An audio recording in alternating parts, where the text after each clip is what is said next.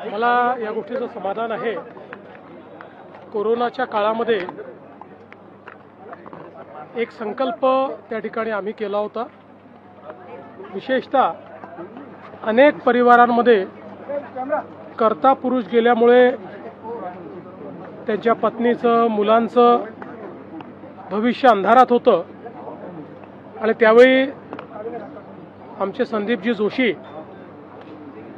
हे सिद्धिविनायक फाउंडेशनच्या वतीनं पुढे आले आणि त्यांनी घोषणा केली की अशा परिवारांचं पालकत्व हे आम्ही स्वीकारू। जवळपास 293 परिवार हे रजिस्टर झाले।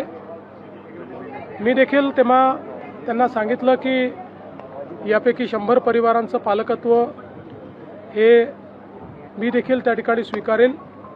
त्यांनी स्वतः कोरोनापासून आजपर्यंत त्या परिवारांचं शिक्षण असेल, त्यांच्या इतर सगळ्या गोष्टी असतील, या सगळ्या गोष्टींकडे त्यांनी लक्ष दिलं आणि आज त्यापैकी एका एकल मातेचं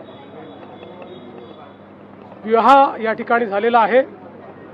प्रीती ही जी आमची मुलगी आहे तिचा विवाह आज शिवम यांच्यासोबत झालेला आहे आणि पुढच्या काळामध्ये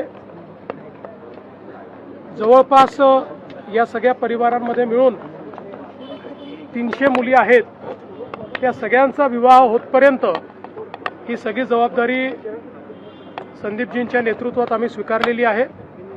आज या विवाहाचं अतिशय समाधान आहे, कारण अतिशय कमी वयामध्ये अशा प्रकारच्या घटनेला प्रीतीला सामोरं जावं लागलं आणि आज एक स्थैर्य त्यांच्याही जीवनात येत आहे, ही आनंदाची गोष्ट आहे।